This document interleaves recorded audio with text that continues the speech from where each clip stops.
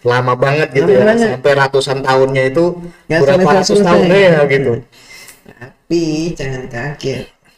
Kalau menurut George W. Bush, Oh, Presiden Amerika mantan. yes, eh, peristiwa yang terjadi pada saat itu adalah 11 September. Ya.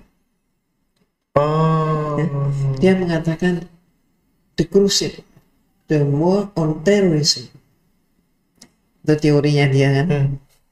Jadi dia mengatakan perang salib itu masih berlangsung sekarang. oh. Bismillahirrahmanirrahim. Assalamualaikum warahmatullahi wabarakatuh, pemirsa. Alhamdulillah kembali berjumpa di program Sejarah dan Peradaban Islam di official channel Irena Handono. Insya Allah bersama saya Saif Muhammad Isa, kita akan membahas tema-tema menarik seputar sejarah Islam dan dunia tentu saja. Alhamdulillah sudah hadir di tengah-tengah kita seperti biasa Umi Irena Handono. Kita sapa dulu beliau. Assalamualaikum warahmatullahi wabarakatuh, Umi. Waalaikumsalam warahmatullahi wabarakatuh. Apa kabar? Alhamdulillah, gue jadi Umi dulu nih. Paling enak itu dahulu. Alhamdulillah pemirsa, beliau sudah hadir di hadapan kita. Alhamdulillah beliau juga dalam keadaan sehat walafiat. Mudah-mudahan kita selalu doakan beliau selalu dalam lindungan Allah Subhanahu wa taala. Amin. Makasih doanya. Alhamdulillah. Doa yang sama untuk Isa dan semua pemirsa kita. Siap-siap. Amin ya Allah Rabbal Alamin. Terima kasih banyak Umi. Jadi pemirsa semua, insya Allah sore ini kita akan membahas satu tema yang sangat menarik tentu saja ya, dan sangat penting juga karena memang kita sebagai muslim ya tidak boleh melupakan apa yang terjadi di masa lalu, yaitu sejarah. Nah, salah satu fragmen sejarah yang sangat penting ya Umi untuk diketahui ya oleh generasi kita adalah Perang Salib. Nah, karena memang Perang Salib itu adalah sebuah rangkaian perang yang sangat besar dan sangat lama ya terjadi, panjang ya antara kaum Kristen dan kaum Muslimin gitu. Seperti apa sebenarnya sih Perang Salib itu? Nah, itulah yang akan kita ulik-ulik bersama pada sesi kali ini bersama Umi Irena Handono. Baik Umi, jadi Perang Salib itu adalah perang yang terjadi kira-kira pada tahun 1090-an ya, 1095 gitu.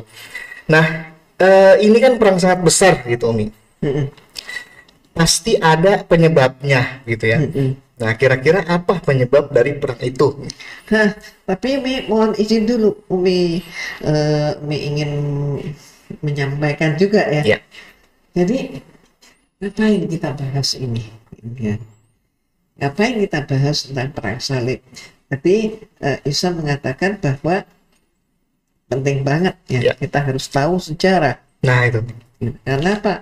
Karena sebagaimana firman Allah Subhanahu wa taala di dalam surat Yusuf ayat terakhir, ayat 111, bahwa kita ini diberi kewajiban, orang-orang yang beriman diberi kewajiban untuk mempelajari sejarah karena perlunya untuk ambil ibrah. Maka ada pepatah yang mengatakan kalau jatuh satu kali itu karena nggak tahu. Tapi kalau jatuh kedua kalinya itu orang bodoh. Kalau jatuh ketiga kali orang bebal. Berkali-kali di lubang yang sama ya. Ya, jatuh di lubang yang sama. Nah, itu. Sekarang tentang istilah Perang Salib. Ada yang menyebutnya juga Perang Sabil. Apapun itu gitu ya. Tapi itu sejarah yang setuju, nggak boleh kita lupa sehingga kita tidak termasuk orang yang rugi. Nah, tahun Perang Salib tahun 1095. Pertanyaannya ini boleh balik ini ya, boleh balik ya. Sebelum nanti Umi jawab uraian panjang. Kalau tadi Isa kan mengatakan ini panjang banget. Iya. Panjangnya sampai kapan? Kalau yang pernah saya coba googling, udah googling ya, Umi. Itu sampai tahun 1200-an, 1300-an juga masih. sampai tahun 1400-an juga masih ada gejolak-gejolak dari perang salib itu kan, berarti lama banget gitu ya, sampai ratusan tahunnya itu berapa ratus tahunnya ya gitu. Tapi jangan kaget, kalau menurut George W. Bush, Presiden Amerika mantan, yes, peristiwa yang terjadi pada saat itu adalah 11 September. Dia mengatakan the crusade, the war on terrorism. Itu teorinya dia kan. Jadi dia mengatakan perang salib itu masih berlangsung sekarang. Sampai hari ini. Sekarang berlangsung.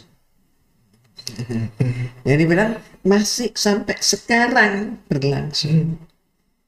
Jadi barangkali hanya Isa dan teman-teman yang mengatakan perang salib sudah selesai. Ternyata yang punya kepentingan tidak selesai. Barangkali radikal adalah bentuk perang salib. Wah, menarik sekali ini. Itu kisahnya. Jadi begini, kalau kita berbicara tentang perang salib yang asal usulnya atau adalah diawali pertikaian antara Raja Jerman Henry ke-4 dengan Paus Gregorius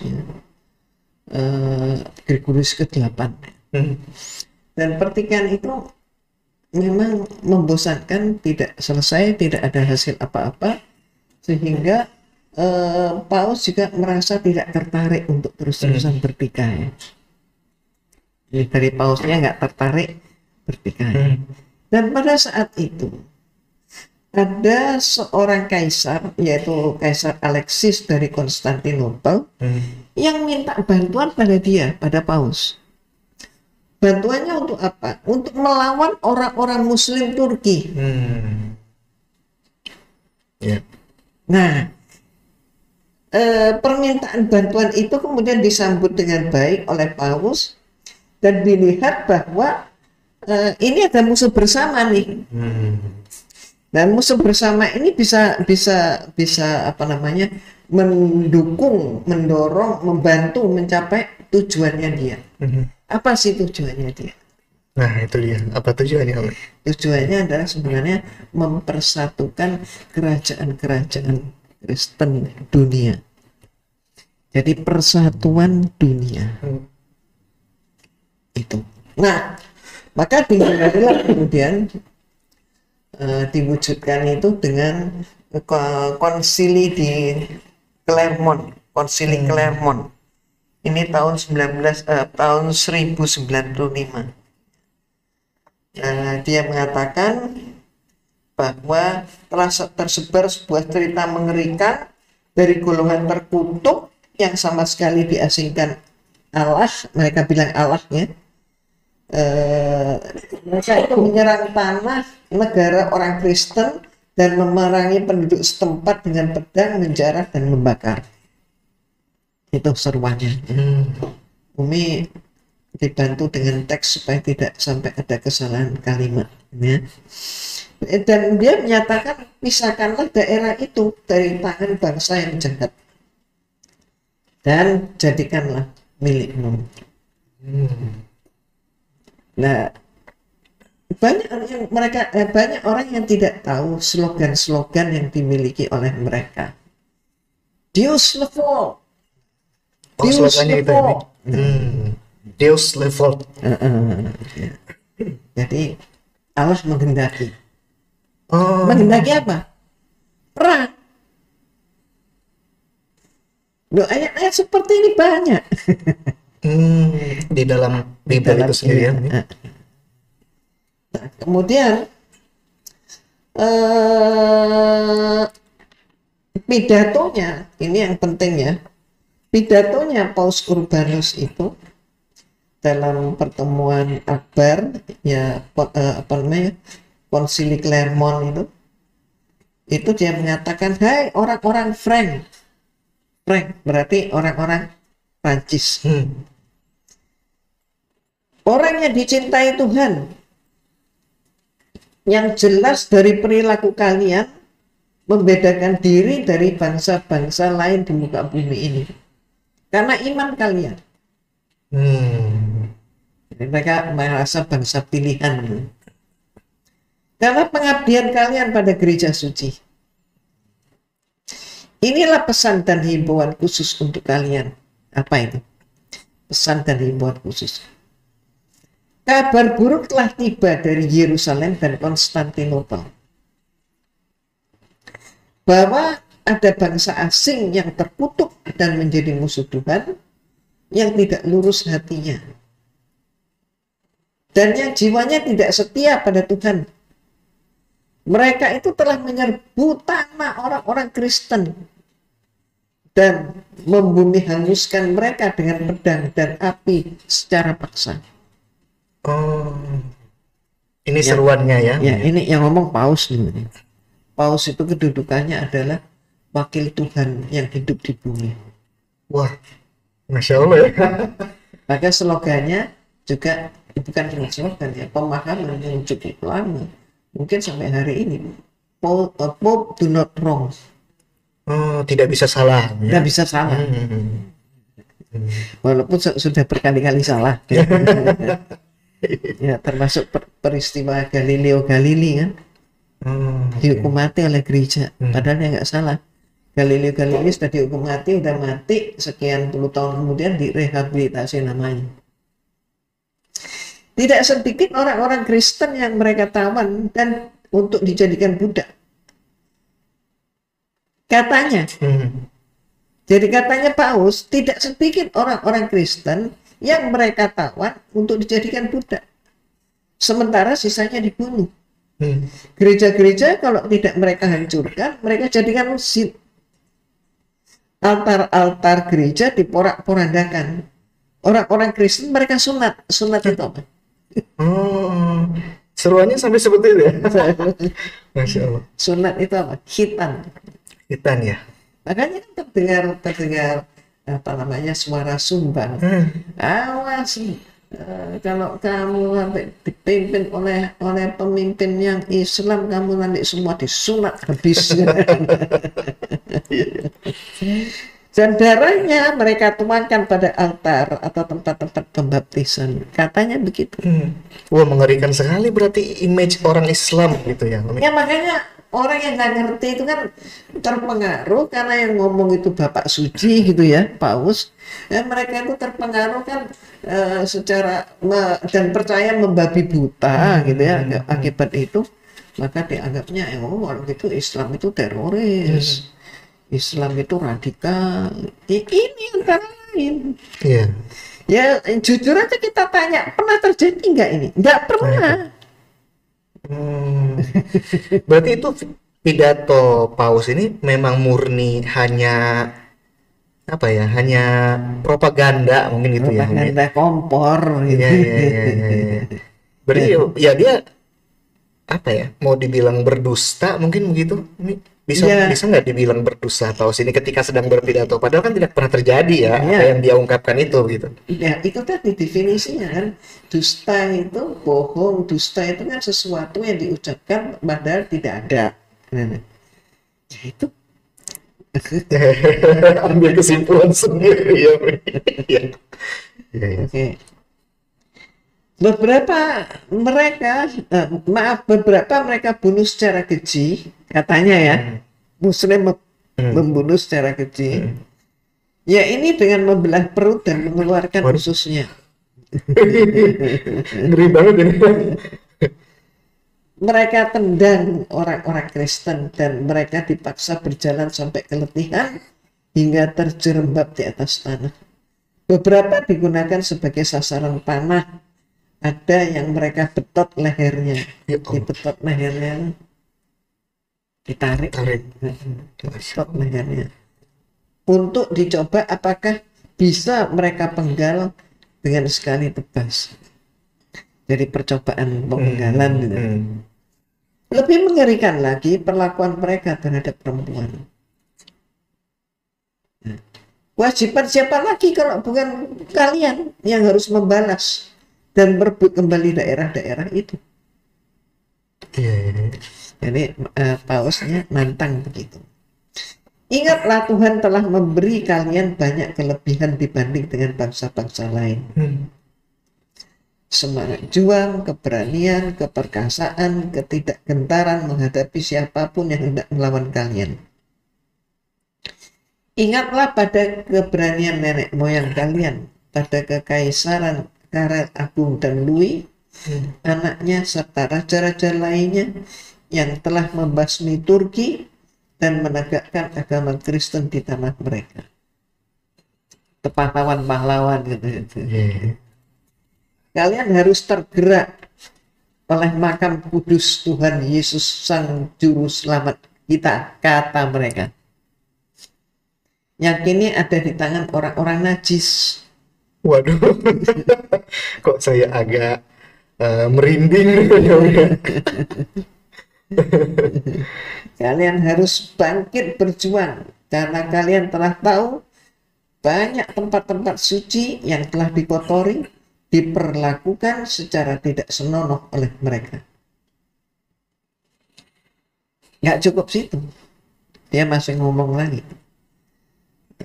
masih membakar semangat lagi. Hai para kesatria pemberani, keturunan nenek moyang yang tak tertaklukkan, janganlah lebih lemah daripada mereka. Tapi ingatlah pada ketidakgentaran mereka. Jika kalian ragu-ragu karena cinta kalian kepada anak-anak, istri, dan kerabat kalian, ingatlah pada apa yang Tuhan katakan dalam Injil. Ia yang mengasihi ayah dan ibunya lebih daripada aku. Akunya itu huruf besar. Tidak pantas bagiku. Maksudnya siapa? Yesus. Jadi siapa bilang kalau Bible isinya hanya cinta kasih? Oh iya, selama ini kan ya memang selalu itu yang dipropagandakan ya, cinta kasih. Ternyata juga membenci orang tua. Ia yang mengasihi ayah dan ibunya lebih daripada aku tidak pantas bagiku. Jangan biarkan apa yang telah menjadi kepunyaan kalian menghambat kalian.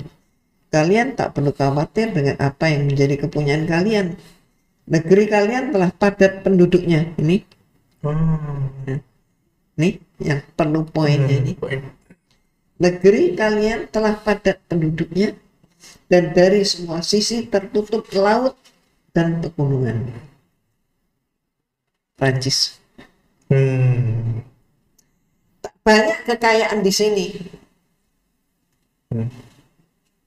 Dan tanahnya jarang membuahkan hasil pangan yang cukup buat kalian. Itulah sebabnya sering bertikai sendiri. Nah, jadi mereka nggak punya sumber daya.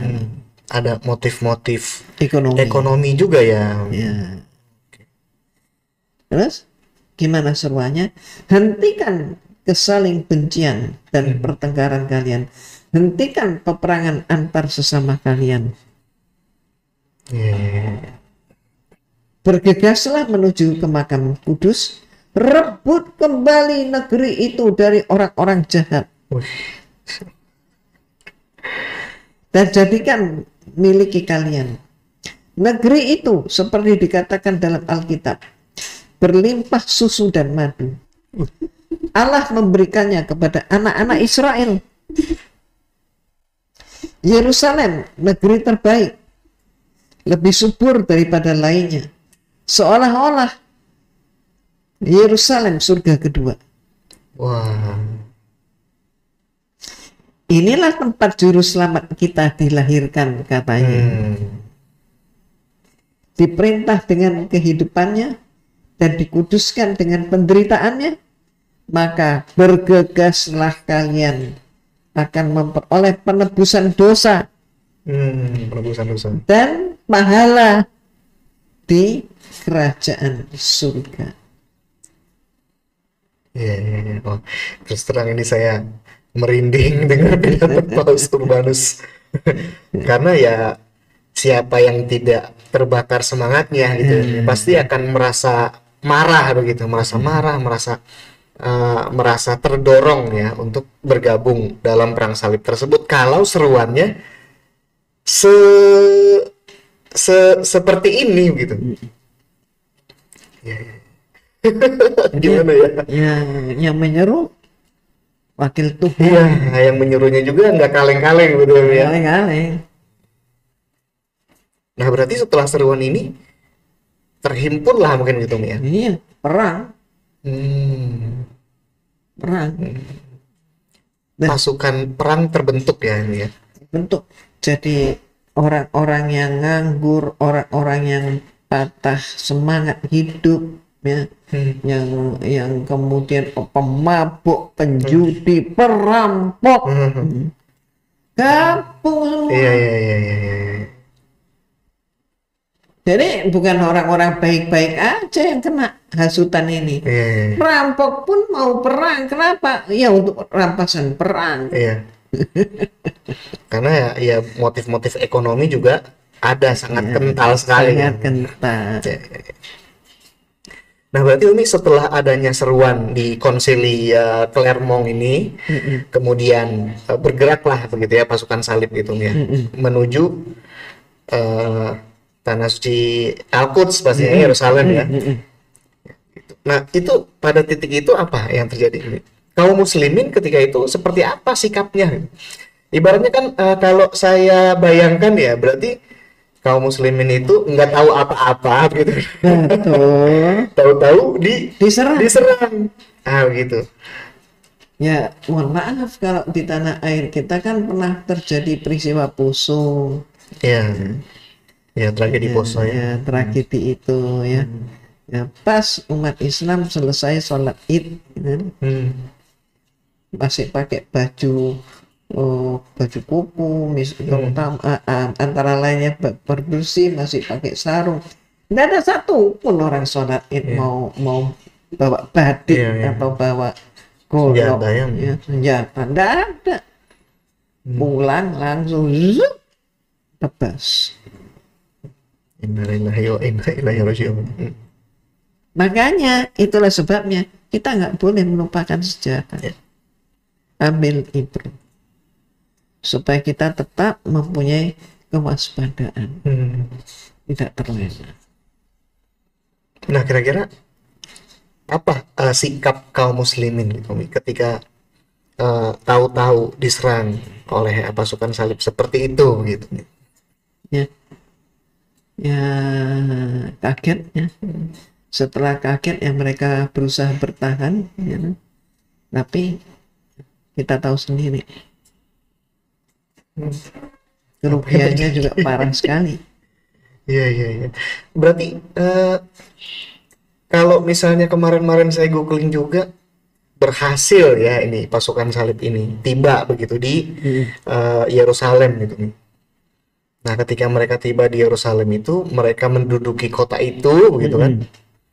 Nah, itu katanya terjadi pembantaian besar begitu nih. Memang iya. Bagaimana nih? Memang iya. Kan mereka ini semua mempercayai bulat-bulat apa yang dikatakan oleh wakil Tuhan, Paus. Dan bahwa kalau mereka mati itu kan dijamin surga. Mereka ikut perang aja sudah pahala.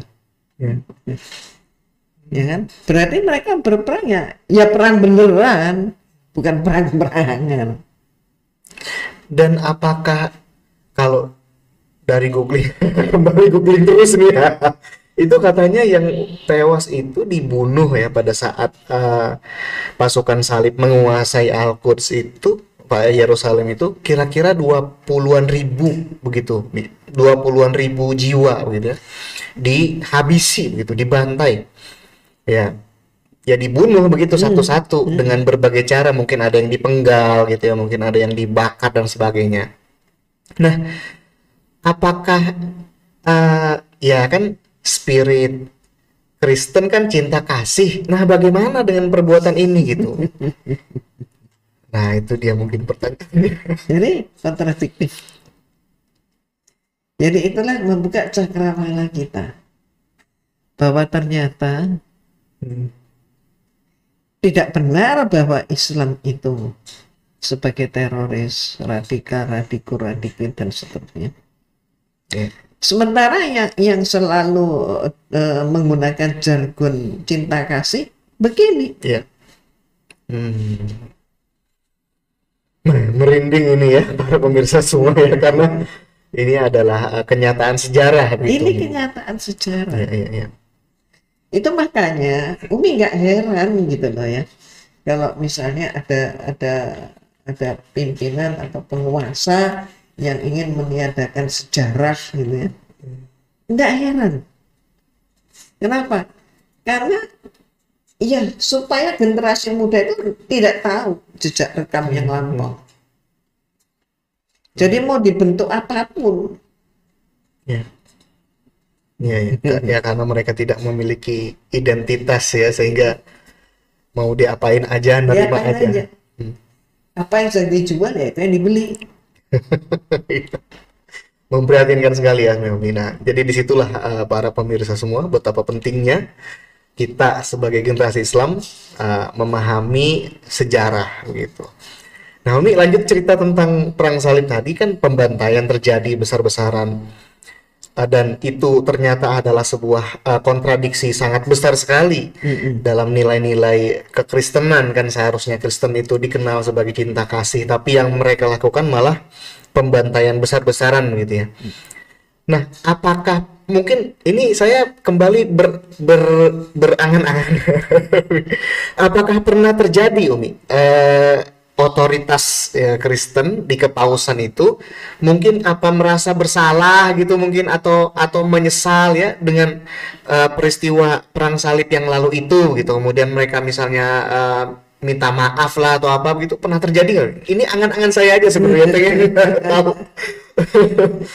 Ya nggak pernah lah. Nggak pernah ya, Umi? Nggak pernah lah. Nggak pernah ya, ada. Sekarang bayangin, itu 1095. Iya. George W. Bush itu peristiwa BTC tahun berapa? 2012. Sekitar 2000-an berapa gitu ya? Nggak salah. World Trade Center ya. Nggak rasa, kalau nggak salah 2012. Sepanjang itu. Semangat si perang salib itu masih ada terus ya. Ya mungkin. Masya Allah ya, baik para pemirsa semua, ini makin panas dan makin membuat kita ingin tahu lebih dalam tentu saja, dan mudah-mudahan obrolan kami kali ini bisa semakin memantik semangat para pemirsa semua untuk menggali lebih dalam lagi ya, tentang sejarah perang salib ini gitu. Nah, Umi, berikutnya nih, apakah ada ya manfaatnya ya? Kadang-kadang kan kita segala sesuatu ada hikmahnya gitu. Iya. Lah perang salib ini kan kalau mau kita bilang sebuah tragedi ya, ini kan tragedi besar gitu ya. Apakah ada hikmahnya atau manfaatnya peristiwa ini bagi kaum muslimin gitu nih? Ya, mudah-mudahan ya. Bagi orang berpikir, yakin manfaat. Dan ini peristiwa mahal banget bagi orang yang berpikir. Ya. Dengan peristiwa ini kita menjadi semakin tahu bahwa ternyata banyak sekali pembunuhan karakter terhadap Islam. Kan nggak ada dong ceritanya sampai apa namanya, orang Islam itu nyunatin orang yang bukan Islam. itu satu yang saya garis bawahi sekali dari pidatonya Paus Urbanus ini, pemirsa. Ya sampai bilang begitu gitu ya, disunatin. Subhanallah bihamdih. Mungkin saking bencinya mungkin itu Mia. Sampai bencinya, tapi ada loh ayat itu. Oh, di dalam Bible sendiri. Nyunatin musuhnya. Iya. Ya mungkin karena di dalam kitab sucinya sendiri ada begitu ya, bisa jadi ya kesebut juga mungkin gitu ya. Ya tentu saja berbagai peristiwa ada hikmahnya ya, apalagi peristiwa sebesar ini. Sebesar ini. Katanya ini ketika itu kaum muslimin sedang terpecah belah, makanya pasukan salib jadi berhasil menembus gitu ya wilayah kaum muslimin. Karena kan kalau kita lihat di apa namanya, di kawasan sekitaran Yerusalem itu kan itu kawasan yang rame ya sama kaum muslimin gitu ya kan. Wilayah Jazirah Arab ada dekat situ, kemudian Baghdad ada dekat situ, mestinya kan rame ya kaum muslim, tapi kok bisa juga gitu ya ditembus begitu. Nah ini ada penjelasan gimana tuh, Mi? Itulah memang hikmahnya, sekali lagi, untuk kaum berpikir itu besar. Bagaimana tidak? Islam, tuntunan agama kita, itu mengibaratkan sesama muslim itu adalah saudara. Bahkan juga menyatakan bahwa kaum muslim itu ibarat satu tubuh.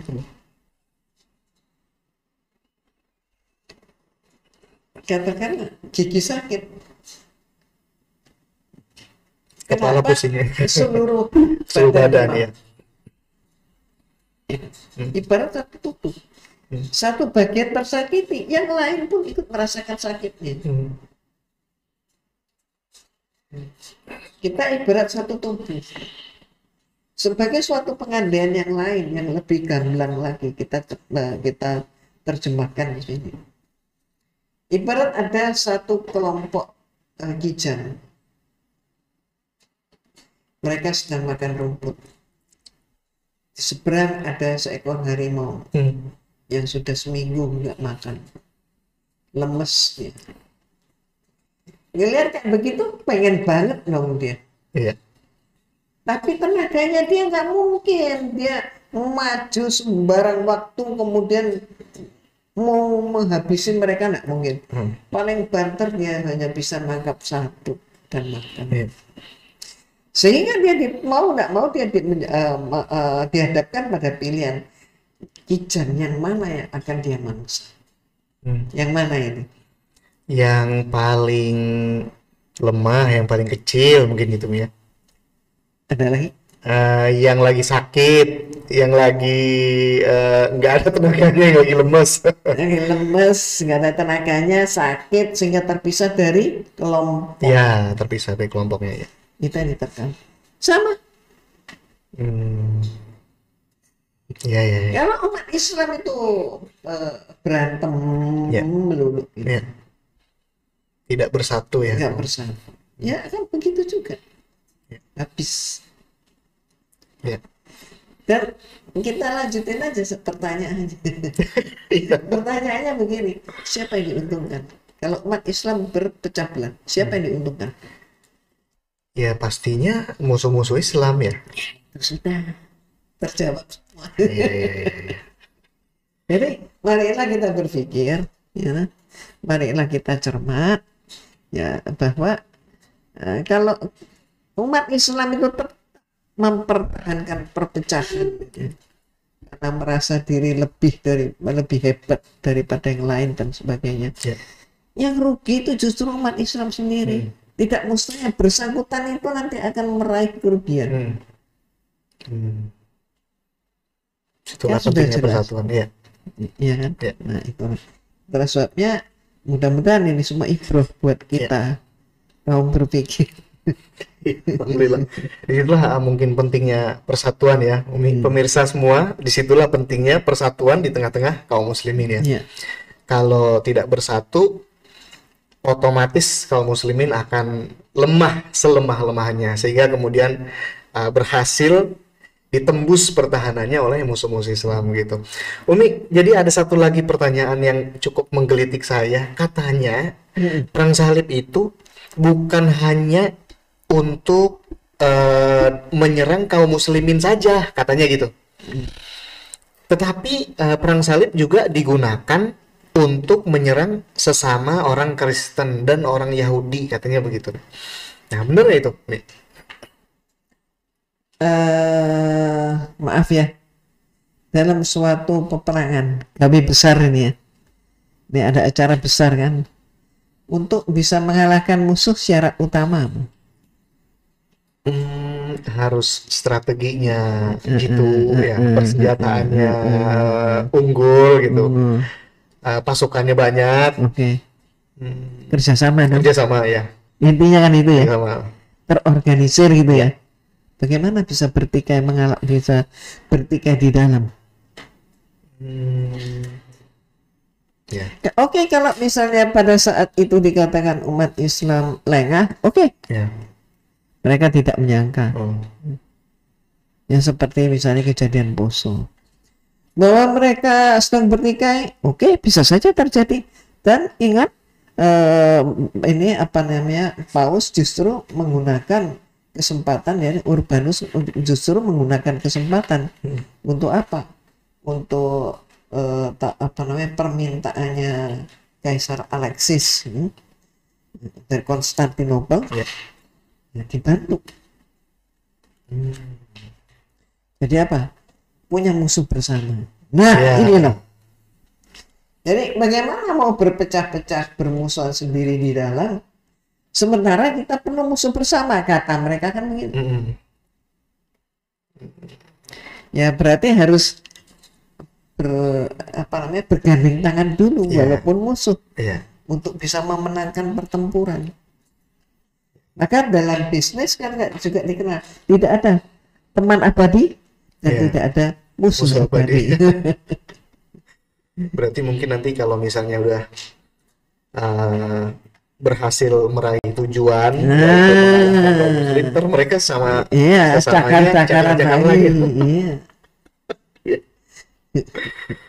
Jadi kalau misalnya dari dulu sampai hari ini semangat perang salib itu masih ada gitu, masih berkobar mungkin begitu ya di tengah-tengah mereka. Lantas apa yang harusnya kita sebagai generasi Islam lakukan untuk menghadapi semua itu gitu? Satu, harus paham sejarah dulu. Harus paham sejarah dulu. Kemudian kedua, mempunyai visi untuk hidup lebih baik. Caranya kembali ke Quran hadis. Iqra. Pelajari Quran hadis secara mendalam gitu ya. Oke, alhamdulillah pemirsa, ini sangat menarik dan seru sekali obrolan tentang perang salib ini. Nah, tapi kita sudah sampai juga di akhir sesi. Akan saya undang Umi Irena Handono untuk menyampaikan closing statement dari sesi ini. Silakan Umi, closing statement. Terima kasih. Alhamdulillah, oleh Allah kita masih diberi kesempatan untuk memahami kondisi kini dengan melihat kondisi yang kemarin. Kemudian untuk membuat langkah waspada untuk saat yang akan datang. Maka insya Allah, marilah kita senantiasa bersyukur atas nikmat iman dan nikmat Islam. Kita senantiasa menggapai dengan membuat program agar supaya hari esok menjadi lebih baik daripada hari ini. Islam pernah terkalahkan ketika umat Islam ceroboh, lalai. Tapi ingat, Islam juga pernah berjaya. Bahkan kejayaan Islam membuat siapapun yang tidak senang menjadi iri. Berbagai fitnah dilontarkan.